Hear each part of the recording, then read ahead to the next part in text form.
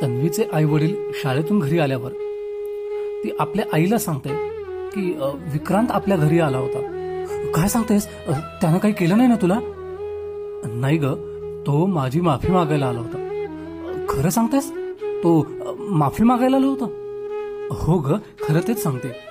मग प्रश्नच मिटला म्हणायचा.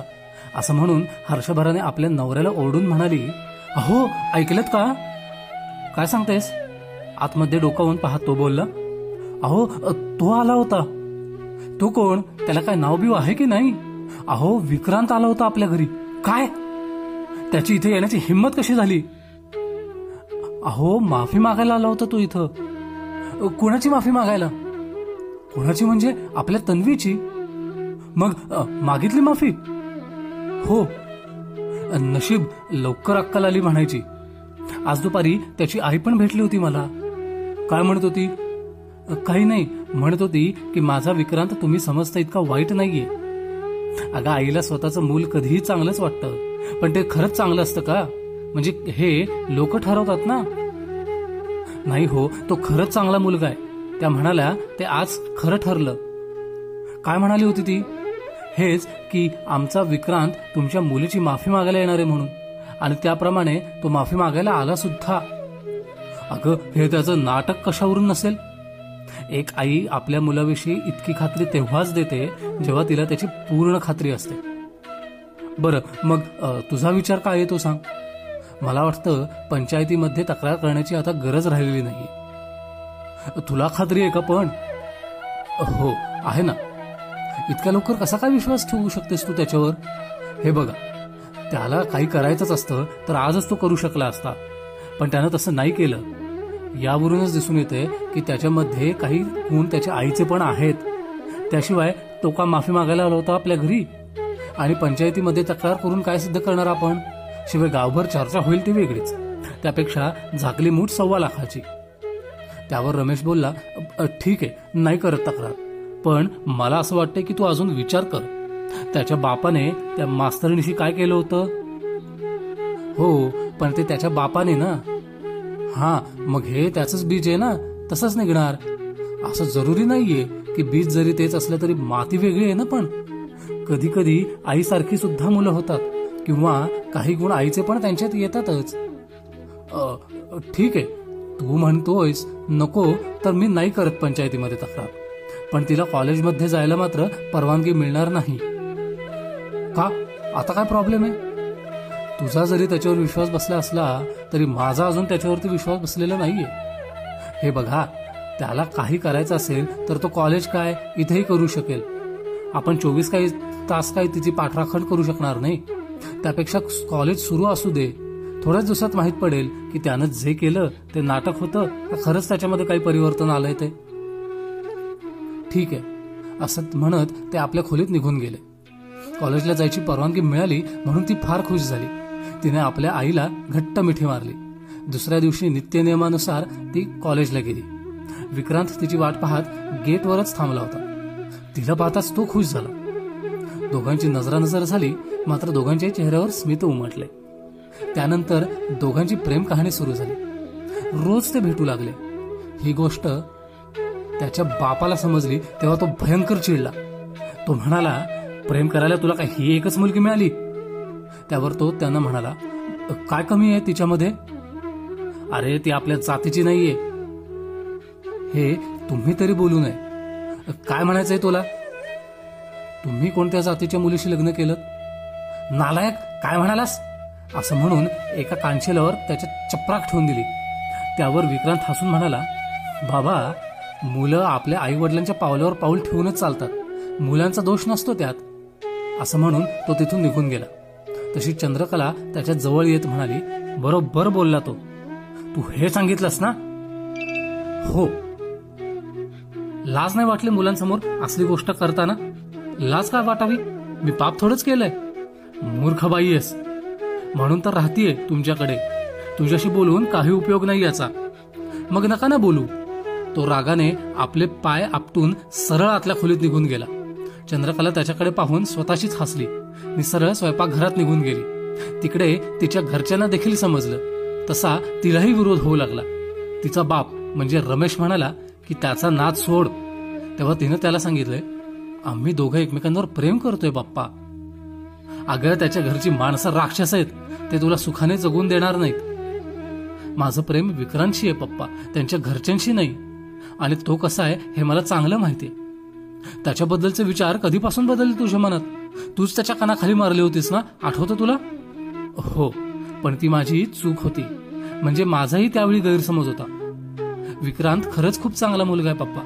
केवळ माझ्या इच्छेखातर त्यानं गुंड मवाली मुलांची संगत सोडली. त्याला वाईट कसं म्हणू मी?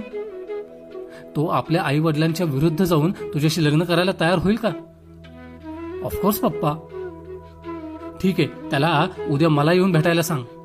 असं म्हणताच ती हर्षभराने आपल्या वडिलांना बिलगली. दुसऱ्या दिवशी कॉलेजला गेल्यावर तन्वीनं विक्रांतला सांगितलं की तुला माझे पप्पा भेटू इच्छित आहेत, तेव्हा येऊन भेट त्यांना. त्याप्रमाणे संध्याकाळी कॉलेजमधून घरी आल्यावर तो लगेच तन्वीच्या वडिलांना भेटायला गेला. तेव्हा त्याला खूप समजावून सांगितलं की तुझे वडील कदापि या लग्नास तयार होणार नाही, तेव्हा तू माझ्या मुलीचा नाद सोड. तेव्हा तो म्हणाला, पप्पा तुमचा पण आंतरजातीय प्रेमविवाह आहे ना, मग तुम्ही आमच्या लग्नाला का विरोध करताय? तेव्हा ते म्हणाले, माझे लग्न झाले म्हणजे माझे सासरे पुरोगामी विचाराचे होते, तसे तुझे वडील ने आजोबा नाही आहेत. माझ्या वडिलांचं पण लग्न आंतरजातीय आहे. हो, पण त्यामागची कहाणी किती भयानक आहे ठाऊक आहे का तुला? हो. तुला कोणी सांगितलं हे? माझ्या आईनं, आणि माझ्या आईची संमती आहे आमच्या लग्नाला. ठीक आहे, मग कोर्ट मॅरेज करा. नाही, आम्हाला सर्वांच्या आशीर्वादानं लग्न करायचंय. मग आयुष्यभर वाटच पाहावी लागेल तुम्हा लोकांना. तसं होणार नाही. मी प्रथम आईशी बोलतो आणि मग तो सांगतो तुम्हाला. ओके? ठीक आहे.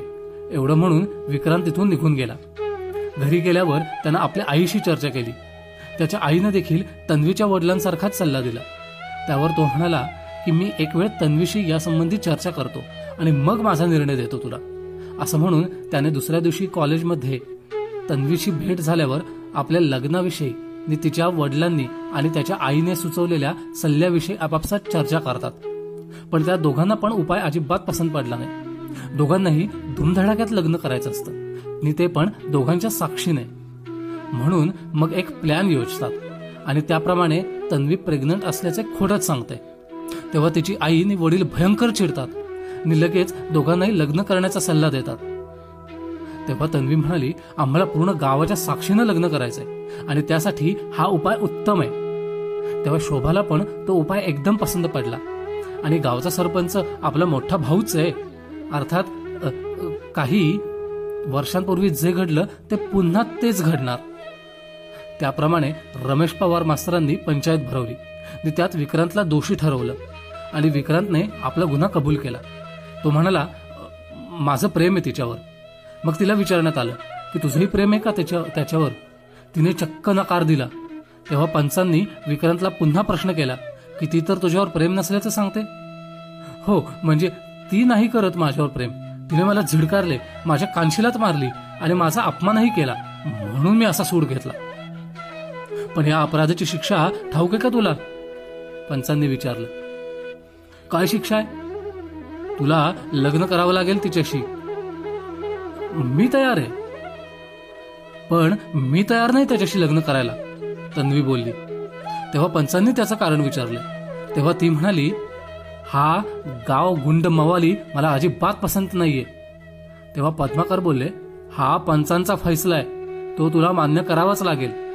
तेव्हा सर्व गाववाले म्हणाले, असा न्याय तुझ्या आजोबांनी काही वर्षांपूर्वी दिला होता, अर्थात तुला तो मान्य करावाच लागेल. सर्वांच्या साक्षीने दोघांचे लग्न धुमधडाक्यात झालं खरं आणि मधुचंद्रही साजरा झाला. परंतु काही दिवसानंतर काकासाहेब आपली शिक्षा भोगून तुरुंगातून सुटून घरी आले आणि मग घरात वादळ सुरू झाले. घरी आले तेच अगोदर आपल्या मुलावर चिडले. म्हणाले, नालायक, बेशरम, मूर्ख माणसा, देवाने थोडीशी सुद्धा अक्कल दिली नाही का रे तुला? काय झालं बाबा? या दोघांना घरात घेतलंसच का तू? मग कुठे जाणार ते? कुठेही जा म्हणावं, मसनात, माझ्या घरात नको. पण हा पंचायतीचा न्याय आहे आणि सरपंच कोण? तर त्या आप्पासाहेबाचा मुलगा, म्हणजे न्याय त्यांच्या मनासारखाच देणार ना. त्यात आपल्या पोराची चुकी होती ना, ती असणारच, तुझाच पोरगा तो. तू नाही का शेण खाल्लंस, मग तो नाही खाणार? आजोबा काय वाटेल ते बोलू नका, मी अजिबात ऐकून घेणार नाही. अरे वा, शिंग फुटली वाटतं, पण हे घर माझं आहे. इथं माझ्या मर्जीशिवाय कोणी राहू शकणार नाही. कोण राहतंय तुमच्या या घरात? मग थांबलास का? आत्ताच्या आत्ता निघ माझ्या घरातून. तशी चंद्रकला चटकन पुढे येत म्हणाली, बाबा दया करा पोरावर, कुठे जातील ते? तुला जायचंय का त्या दोघांसोबत? जायचं असेल तर तूही जा, असं म्हणून सरळ ते आपल्या खोलीत निघून गेले. चंद्रकलेने हताशपणे आपल्या नवऱ्याकडे पाहिलं आणि असह्यपणे ते रडतच आत निघून गेली. विक्रांत समजला की आता यापुढे आपल्याला या घरात थारा नाही. तसा तो तन्वी त्याने आपले कपडे एका बॅगेत भरले आणि त्यानंतर प्रथम सासूचे चरण स्पर्श केले. तेव्हा चंद्रकलेने जड अंतःकरणाने तिच्या डोक्यावर हात ठेवून ती बोलली, पोरी पोरी काय आशीर्वाद देऊ मी तुला? माझी झोळीच पार रिकामी, पण तरी देखील आशीर्वाद देते मी तुला. जा जा, सुखी राहा. त्यानंतर तिने आपल्या सासऱ्यांचे चरण स्पर्श केले. तेव्हा सासरा म्हणाला, अखंड सौभाग्यवती भव. ती पुढे काकासाहेबांच्या खोलीत गेली आणि नमस्कार करायला खाली वाकली. तसे काकासाहेब झटकन मागे सरकले आणि म्हणाले, अरे दूर हो माझ्या नजरेसमोरून. त्यानंतर तन्वीने निमूटपणे आपली बॅग उचलली आणि निघाली घराच्या बाहेर. तसा विक्रांतही निघाला तिच्या पाठीमागे. विक्रांतला घेऊन तन्वी सरळ आपल्या वडिलांच्या घरी जाते. त्या दोघांना आपल्या घरी आलेलं पाहून तिच्या आईला फार आनंद होतो. परंतु जशी त्यांची नजर तिच्या हातातल्या बॅगेवर पडली तशी त्यांच्या मनात संशयाची पाल चुचुकली आणि मनातल्या मनात बोलली, या दोघांना काकासाहेबांनी घरातून बाहेर जर काढलं नसेल ना, का कुठं निघाले ते बाहेर? छे छे, बाहेर कुठं जात असते तर इथं कशाला आले असते? नक्की काय झालं असेल? विचारून पाहू का? विचारायलाच पाहिजे, त्याशिवाय कळणार कसं? असा मनात विचार करून मग उघडपणे विचारले, काय बॅग बिग घेऊन तुम्ही दोघं निघालात कुठं? कुठं नाही, इथंच आले राहायला. म्हणजे आम्हा दोघांना काढलं घरातून? कुणी? काकासाहेबांनी का? हो. ठीक आहे, तुम्ही दोघे कपडे बदली करा, तोपर्यंत येतीलच तुझे पप्पा, मग ठरवू पुढं काय करायचं ते. तशी तन्वी आपल्या खोलीत कपड्यांची बॅग घेऊन गेली. तसा तिच्या पाठोपाठ विक्रांतही गेला. थोड्या वेळाने तन्वीचे वडील रमेश पवार घरी आले. त्यानंतर त्यांच्या कानावर तन्वीने जावई बापूंना काकासाहेबांनी घरातून बाहेर काढल्याची माहिती दिली आणि ते दोघे आपल्या घरी राहायला आले आहेत हेही सांगितले. तेव्हा ते म्हणाले, तुम्ही दोघे आमच्याकडे राहिलात तर आनंदच आहे, परंतु तुम्ही आमच्याकडे न राहता स्वतंत्र खोली घेऊन राहा आणि काही लागलं सवरलं तर आम्ही आहोतच. त्याप्रमाणे एक भाड्याने खोली घेतली आणि त्यात ते दोघे राहू लागले. तन्वीने डीएड केलंच होतं, त्यामुळे तिला शिक्षिकेची नोकरी मिळाली आणि विक्रांतला हायस्कूलमध्ये क्लार्कची नोकरी लागली. दोघांचा संसार सुरळीत चालू झाला. त्यामुळे काकासाहेबांचा भ्रमनिराश झाला. त्यांचा असा समज होता की विक्रांतला कुठं आसरा मिळणार नाही आणि तो असा आसरा मिळाला नाही की तो तन्वीला हाकलून देईल आणि घरी येईल. पण तसं घडलं नाही. लवकरच तन्वीला दिवस गेले. अर्थात तिची वैद्यकीय तपासणी डॉक्टर शीलाने केली आणि सांगितलं, बाळाची वाढ नीट सुरू आहे, काळजी करण्याचं काहीच कारण नाही. 9 महिने पूर्ण होताच तिला एका पुत्ररत्नाचा लाभ झाला. सर्वांना अत्यानंद झाला. बाळ झाल्याची खबर तिच्या सासरी पण देण्यात आली. चंद्रकला आणि विलक्षण या उभयंतांना एकदम आनंद होतो, परंतु ते दोघे आपली खुशी जाहीरपणे व्यक्त करू शकत नव्हते, कारण त्यांना काकासाहेबांची भीती वाटत होती. कारण काकासाहेबांनी बातमी आणणाऱ्याला चांगलं खडसवलं. ते म्हणाले, ते आमचे कोणी लागत नाहीत, कारण ते आमच्यासाठी केव्हाच मेलेत. काकासाहेबांच्या या विधानाचा चंद्रकलेला भयंकर राग आला, परंतु तिने तो मोठ्या मुश्किलीने गिळला. मनाला फार वाईट वाटूनही तिला गप्प बसावं लागलं होतं. 5व्या दिवशी बाळाची 5वी करण्यात आली. काकासाहेबांच्या घरातून कोणीच आले नाही. विलक्षण आणि चंद्रकला यांना बाळाच्या 5वीला जाण्याची फार इच्छा होती, पण ते जाऊ शकले नाही. परंतु बाकी सारा गाव लोटला होता, हेही काही थोडकं नव्हतं. मुलाच्या 12व्या दिवशी बाळाला पाळण्यात घालण्याचं निश्चित झालं होतं. साऱ्या गावाला आमंत्रण दिलं गेलं होतं. तसं काकासाहेबांच्या घरी सुद्धा आमंत्रण दिलं गेलं होतं. त्यावेळी मागच्या प्रेमाने आमंत्रण देणाऱ्यावर अर्थात रमेश पवारवर ते भडकले नव्हते. फक्त एवढेच म्हणाले, आम्हाला तुमचं निमंत्रण पोचलं, या तुम्ही. आमंत्रण देणारा जसा निघून गेला तसं ते आपल्या मुलावर आणि सुनेकडे पाहत बोलले, तुम्ही दोघं काय पाहताय? नातवाला बारशाला जायचा विचार असेल तर तो आत्ताच मनातून काढून टाका. कोणीही बारशाला जायचं नाहीये. चंद्रकला आणि विलक्षण या उभयंतांनी फक्त होकारार्थी माना डोलवल्या आणि निमूटपणे विलक्षण आपल्या खोलीत निघून गेला. तशी त्याच्या पाठोपाठ चंद्रकलाही जाते. मग ती आपल्या नवऱ्याला जाब विचारते, तुम्ही का पळून आले तिथं? का नाही सांगितलं तुम्ही बाबांना की आम्ही बारशाला जाणार म्हणून?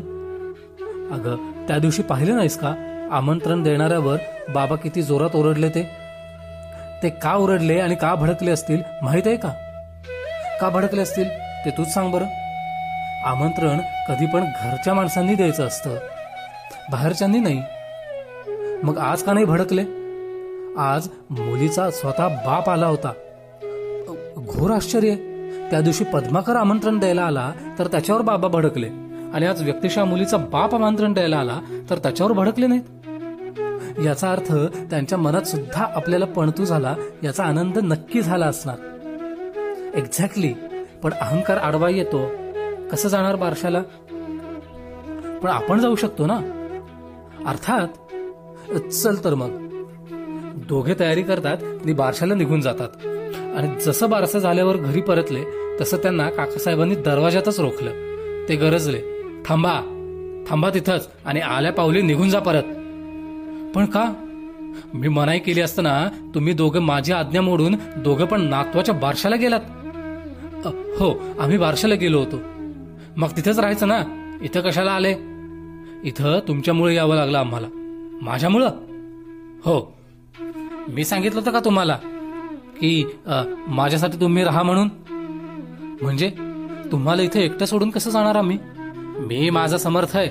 मला कोणाच्या मदतीची गरज नाहीये. जा इथून, चालते व्हा. ठीक आहे, राहा तुम्ही इथे एकटेच. आम्ही जातो आमच्या मुलाकडे. असं म्हणून आपल्या नवऱ्याकडे पाहत बोलली, चला हो, तुम्ही येता ना माझ्यासोबत, का जाऊ मी एकटीच? ठीक आहे, आपण जाऊया विक्रांतकडे राहायला. जा जा, मला कोणाची गरज नाहीये. असं म्हणून ते आपल्या खोलीत जायला वळले. तसं पाठीमागे असलेल्या स्टूलला अडखळून जमिनीवर कोसळले. तेव्हा त्यांचं डोकं मेजवर आपटले आणि फुटले आणि त्यातून रक्त वाहू लागले. जमिनीवर कोसळल्यामुळे त्यांच्या कमरेला मुका मार लागला. त्यांना उठता येईना. चंद्रकला आणि विलक्षण त्यांना आपला आधार देऊन उठावयास जातात तर ते झिडकारतात आणि स्वतः उठण्याचा प्रयत्न करतात, पण त्यांना उठता येत नाही. कमरेतून असहाय्यपणे वेदना सुरू होतात आणि थोड्याच वेळात त्यांना ग्लानी येऊन ते बेशुद्ध पडतात. शेवटी इस्पितळात फोन करून अँब्युलन्स बोलवण्यात येतात. रुग्णवाहिकाही येते. तसे त्यांना अलगद उचलून रुग्णवाहिकेमध्ये ठेवून त्यांना ताबडतोब इस्पितळात ऍडमिट केले जातं. त्यानंतर त्यांच्यावर तातडीने वैद्यकीय उपचार सुरू होतात. 3 दिवस ते बेशुद्ध अवस्थेत असतात. तेव्हा चंद्रकला 3 दिवस रात्र जागून त्यांची सेवा करते.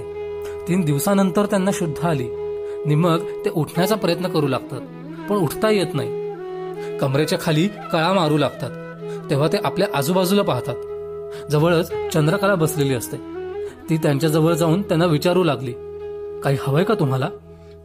सोनबाई, काय झालंय, मला उठता काय येत नाही. तेवढ्या डॉक्टर दिगंबर तिथे येतात आणि त्यांना सांगतात की तुम्ही घरात पडलात तेव्हा तुमच्या कमरेचं हाड मोडलंय. तुम्हाला आता उठता बसता येणार नाहीये. म्हणजे आता मी अपंग झालो असं म्हणा की? नाही, तुम्ही ठीक होऊ शकता. फक्त एक छोटंसं ऑपरेशन व्हायला पाहिजे. मग करा ना ऑपरेशन. मला पहिल्यासारखं चालता आलंच पाहिजे. त्यासाठीच आम्ही बाहेरून स्पेशालिस्ट मागवलाय. तो उद्यापर्यंत येईल इथं. काकासाहेब एकदम पश्चातापाच्या स्वरात म्हणाले, डॉक्टर दिगंबर, माफ करा मला. मी तुमच्या कुटुंबाशी फार वाईट वागलो, तरी देखील तुम्ही माझा प्राण वाचवला. याचं कारण कळेल? काकासाहेब, मी एक डॉक्टर आहे आणि डॉक्टर नेहमी जीवदान देत असतो, जीव घेत नाही कधी. फार आभारी आहे मी तुमचा. उपकार मानायचे तर ते मी या जन्मात फेडू शकणार नाही. माझे उपकार कसले मानता? उपकार मानायचेच असतील तर आपल्या सुनबाईंचे माना. तिने दिवस रात्र जागून तुमची सेवा केली. तसं ते सुनबाईकडे पाहत बोलले, सुनबाई, क्षमा कर मला. मी फार वाईट वागलो तुझ्याशी. तिन्ही सांजेला तुझ्यासारख्या लक्ष्मीला घरातून बाहेर काढले, म्हणून देवानं मला ही शिक्षा दिली. बाबा, खरं तर तुम्हीच आम्हाला माफ करा. ते का म्हणून? आम्ही घर सोडून निघालो नसतो तर तुमची ही अवस्था झाली नसती. वेडी आहेस अगं, घडणाऱ्या गोष्टी घडतच असतात, त्या कधी टळत नाहीत. म्हणजे तुम्ही खरंच माफ केलं मला? हो. मग बाबा, जसं आम्हाला माफ केलं तसंच नाथसूनबाईला पण माफ करा. कुठे आहेत ते दोघे? बाहेर उभे आहेत. जा बोलाव त्यांना आत. चंद्रकला लगेच उठून बाहेर गेली आणि त्या दोघांना घेऊन आत आली. त्यानंतर तन्वी बाळाला विक्रांतच्या स्वाधीन करून तिनं प्रथम काकासाहेबांचे चरण स्पर्श केले. तसा त्यांनी तिला अखंड सौभाग्यवती भव असा आशीर्वाद दिला. मग विक्रांतकडे पाहत बोलले, नालायक, आण त्या बाळाला. तसा विक्रांत पुढे होऊन त्यांच्या हातात बाळ देतो. ते त्याला प्रेमाने गोंजारतात आणि त्याच्या गालाचा पापा घेतात. तसा तो रडू लागतो, कारण त्यांच्या मिशा त्याच्या गालाला टोचतात. तसं ते म्हणाले, अरे गुलामा, मी तुझा पणजोबा आहे, ओळख ठेवशील ना माझी? तसा तो अधिकच रडू लागतो. सुनबाई, घे बरं याला. तन्वी पुढे होऊन त्यांच्या हातून बाळाला घेते. तसं ते पुढे म्हणाले, काय नाव ठेवलंस याचं? तशी तन्वी बोलली, वेदांत. वा, फारच छान नाव ठेवलंस हो. त्यानंतर विक्रांतकडे पाहत म्हणाले, कुठे आहे तुझा बाप? बाहेर आहेत सगळेजण. सारेजण म्हणजे कोण कोण आहेत? माझे सासू सासरे आणि आप्पासाहेबरावांची घरची सगळी मंडळी. सर्वजण मलाच भेटायला आलेत का काय? हो, जा बोलव सगळ्यांना. विक्रांत बाहेर जातो आणि साऱ्यांना बोलवून आत आणतो. काकासाहेब सर्वांना दोन्ही हात जोडून माफी मागतात. त्यानंतर दुसऱ्या दिवशी स्पेशलिस्ट डॉक्टर येतात आणि काकासाहेबांचे सारे रिपोर्ट तपासून पाहतात आणि ऑपरेशनला सुरुवात करतात. ऑपरेशन यशस्वी झालं. काही दिवसानंतर काकासाहेबांना इस्पितळातून डिस्चार्ज मिळाला. काकासाहेब घरी येतात आणि विलक्षणला आदेश देतात की विक्रांतला आणि सुनबाईला आपल्या घरी घेऊन ये. विलक्षण लगेच जातो आणि विक्रांतला त्याच्या पत्नी बाळासह घरी घेऊन येतो. मुलगी नांदायला सासरी गेल्याचे पाहून तिच्या आई वडिलांनाही अत्यानंद होतो. परी आणि राज या दोघांना पुढील शिक्षणासाठी पुण्याला पाठवलं. त्यांची वसतिगृहात राहण्याची व्यवस्था करण्यात आली. राजला आपल्या दिगंबर काकाप्रमाणेच डॉक्टर व्हायचं होतं आणि परीने आपल्या वडिलांचा पेशा न पत्करता तिला कल्याण काकाप्रमाणे वकील बनायचं होतं. दोघांनाही कॉलेजात अनेक मित्रमैत्रिणी मिळाल्या. त्यातून त्यांनी आपल्या जीवनसाथीची निवड केली. राज शालिनी नावाच्या मुलीशी प्रेम करू लागला. शालिनीचे आई वडील दोघेही डॉक्टर होते. त्यांचं पुण्यामध्ये मोठे इस्पितळ होते आणि परी ज्या मुलाशी प्रेम करत होती त्या मुलाचे नाव राजेश असे होते. त्या मुलाचे वडील वकील होते, म्हणून आपल्या मुलानेही वकील बनावं अशी त्यांची प्रामाणिक इच्छा होती. पण मुलाला काय आवडते याचा विचार त्यांनी कधी केला नव्हता. त्याला इंजिनियर व्हायचे होते, पण वडिलांनी वकील बनण्यास भाग पाडले, म्हणून तो नाराज झाला. अभ्यासाकडे लक्ष देईना. त्याचा परिणाम असा झाला की त्याला प्रतिवर्षी केटी लागत असे. परंतु ज्या दिवशी त्याची ओळख परीशी झाली त्या दिवसापासून त्याच्यात कायापालट झाला.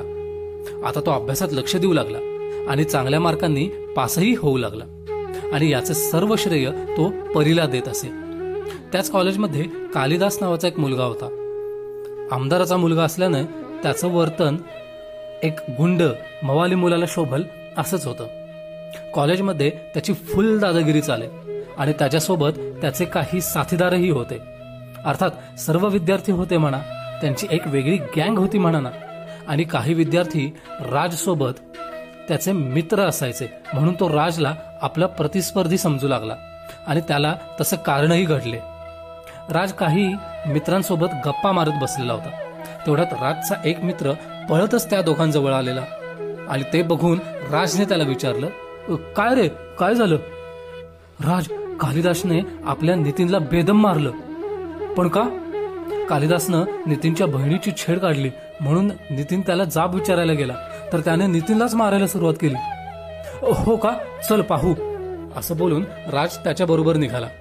तसं त्याचे मित्रही त्याच्यासोबत निघाले. नितीनला खरंच खूप लागलं होतं. त्याच्या नाकातोंडातून रक्ताच्या धारा वाहत होत्या. कॉलेजातील त्याच्या भोवती गोल रिंगण करून फक्त बघाची भूमिका घेत होते, पण कुणीही त्याच्या मदतीला धावून आले नाहीत. राजने प्रथम नितीनला इस्पितळात पाठवण्याची व्यवस्था केली आणि त्यानंतर कालिदास जिथं आपल्या मित्रासोबत गप्पा मारत होता तिथे आला आणि त्याला विचारलं, काली, का मारलंस नितीनला? तसा कालिदास बोलला, हे विचारणारा तू कोण रे? तसा राज उद्गारला, मी त्याचा मित्र राज. मानतायत मला? त्यावर कालिदास कुचेष्टेने म्हणाला, नवीन आलास का रे? हो, नवीनच आहे मी. मग जा आधी चौकशी कर, मी कोण आहे ते. तू स्वतःला समजतोस काय दादा? फक्त दादा नाही तर या कॉलेजचा बाप आहे, आणि तुझा पण. असं बोलून तो राजला जोरदार धक्का मारतो. पण राज सावध असल्याने फक्त किंचित मागे सरकतो. पण कोणाला काही कळण्याच्या आतमध्ये एक जोरदार फाईट कालिदासच्या पोटात मारतो. कालिदास बेसावध होता. त्याला त्याबद्दल कल्पना नव्हती की राज उलटून वार करेल. पण असं प्रथमच घडत होतं. पण त्याला सावरण्याची संधी न देता राज दुसरी फाईट त्याच्या नाकावर मारतो. फटका नाकावर बसल्यामुळे त्याच्या नाकातून रक्ताच्या धारा वाहू लागतात. पण तरी देखील त्याने राजवर जोरदार हल्ला चढवला आणि त्याचे मित्रही राजवर तुटून पडले. तसे राजचे मित्र सुद्धा त्याच्या मदतीला धावले आणि मग दोघांमध्ये चांगलीच जुंपली. पण तेवढ्यात तिथे कॉलेजचे प्रिन्सिपल आले आणि सर्वांना दम भरू लागले. आणि खास करून राजला त्यांनी वॉर्निंग दिली की पुन्हा जर असा वागलास तर तुला कॉलेजमधून रस्टिकेट करून टाकेन. परंतु कालिदासला एका अक्षरानं सुद्धा बोलले नाहीत. याचंच राजला आश्चर्य वाटलं. पण त्याचं कारण राजला नंतर समजलं की कालिदासचा बाप या कॉलेजचा चेअरमन आहे म्हणून. सारे कॉलेज त्याच्यावरती धाक जमवू नये आणि सारी मुले त्याला वचकून असतात. पण आज राजने केलेला पराक्रम पाहून मुला मुलींच्या नजरेत राज हिरो बनला होता. पण स्वतः राज मात्र मनातून मोठ्या विवंचनेत गुरफटला होता. कारण कालिदास सारखी गुंड प्रवृत्तीची माणसं त्याचा वचपा काढल्याशिवाय राहणार नाही. तेव्हा आता सावध राहायला हवं होतं. त्यामुळे तो कुठेही जायला निघाला तरी त्याच्यासोबत त्याचे मित्र असायचे. कालिदासचे मित्र बदला घेण्यासाठी कालिदासला प्रेरित करत होते आणि त्याने बदला घेतला त्याने बदला घेतलाही असता इतक्यात. पण त्याच्या बापानं त्याला दम देऊन सांगितलं होतं की आता निवडणूक जवळ आली आहे, तेव्हा जरा शांत राहा. तुला बदलाच घ्यायचा आहे ना, तो नंतर सुद्धा घेता येईल. पण तुझ्याकडनं एक जरी चुकी झाली तरी माझे विरोधक त्याचा वापर करून घेतील मला बदनाम करण्यासाठी. तेव्हा जरा शांत राहा. त्यामुळे कालिदास फक्त योग्य संधीची वाट बघत होता आणि ती संधी त्याला लवकरच चालून आली. प्रतिवर्षीप्रमाणे यावर्षी सुद्धा कॉलेजमध्ये सामने भरवले गेले होते. राजने मित्रासोबत खेळांमध्ये भाग घेतला आणि त्याच्या विरोधात कालिदासची टीम होती. आणि खेळण्यात कालिदास चॅम्पियन आहे हे सर्वांना माहित होते. राजला वाटत होतं की आपण खेळातून आपलं नाव काढून घ्यावं, कारण उगाच त्याला त्याच्याशी दुश्मनी वाढवायची नव्हती. परंतु एकदा नाव जाहीर झाल्यानंतर पुन्हा माघार घेणे हे सुद्धा त्याच्या स्वभावात बसत नव्हतं. त्याचे मित्र मात्र खूप खुश होते. त्यांना वाटत होतं की यावर्षी कालिदासची मिजाज उतरवून टाकू. पण राज मात्र चिंतेत होता. त्यानं आपल्या मित्रांना विचारलं की कोणाकोणाला चांगलं खेळता येतं? आम्ही सर्व चांगले खेळतो, संदेश बोलला. मग प्रतिवर्षी कालिदासच का जिंकतो? तो खेळण्यात चॅम्पियन आहे, विवेक बोलला. पण यावर्षी त्याची मिजाज उतरवायचीच आपण, सुरेश बोलला. कशी जिरवणार? राजने विचारलं. अरे तू आहेस ना आमचा चॅम्पियन, प्रकाश बोलला. उगाच भ्रमात राहू नका, मी खेळतो पण चॅम्पियन वगैरे काही नाहीये. काय सांगतोस? नितीन बोलला. खरं ते सांगतोय. मग तर आपल्या सर्वांच्या इज्जतीचा फालुदाच होणार, मधू मध्येच म्हणाला. त्यात कसला फालुदा होणार? खेळात कोणाला तरी हरायचेच असते, राज बोलला. हो, पण आम्ही तुझ्या भरोशावर खेळात भाग घेतला आणि आता तूच असं म्हणतोस, मग कसं व्हायचं आपलं? विवेक बोलला. मी सांगितलं होतं का तुम्हा लोकांना की मी चॅम्पियन आहे म्हणून? तुला काहीच वाटत नाही का रे? त्यात काय वाटायचं, खेळात हार जीत असतेच. म्हणून काय झालं? तेवढ्यात समोरून शालिनी येते आणि सर्वांच्या चेहऱ्यावर 12 वाजलेले पाहून तिने विचारले, असे सर्वजण सुतकी चेहरे करून काय बसलात? अगं, आम्ही राजच्या भरोशावर खेळात भाग घेतला, पण कोणाला चांगलं खेळताच येत नाही. मग त्यात काय, खेळाचा सराव करायचा. एकदम बरोबर बोलीस तू शालू, राज बोलला. प्रयत्न हाच यशाचा मार्ग आहे. एक्झॅक्टली, शालिनी उत्तरली. राजच्या टीमने जोरदार सराव सुरू केला. पण कालिदासची टीम एकदम बिंदास होती, कारण त्यांना ठाऊक होतं की जीत आपलीच होणार. त्यामुळे ते नेहमी राजच्या टीमची टिंगल करायचे, म्हणायचे की शेर के सामने चूहा खडा है, हम लोग उन्हें ऐसी मजा चखाएंगे की हमेशा के लिए याद रखेंगे. त्यावर राज काहीच बोलत नसे, फक्त ऐकून घेत असे. तेव्हा त्याचे मित्र त्याला म्हणत, तू काय ऐकून घेतोस त्यांचं? त्यावर राज फक्त स्मितहास्य करे नि म्हणे, जाऊ द्या रे, लक्ष नका देऊ त्यांच्या बोलण्याकडे. त्याच्या ह्या अशा वक्तव्यामुळे त्याच्या मित्रांना वाटत की उगाच आपण याला हिरो केलं, हा तर झिरो बनण्याचेही लायक नाहीये. पण ज्या दिवशी खेळ सुरू झाला त्या दिवशी मात्र राजचा खेळ पाहून सर्वांनाच आश्चर्याची तोंड बोटात घालावीशी वाटले. नेहमी अडाणी खेळाडू सारखा खेळणारा राज आज इतका चांगला खेळला ना, त्याच्या वैरांची बोबडीच वळाली. कोणाला कल्पनाच नव्हती राज एक उत्तम खेळाडू आहे म्हणून.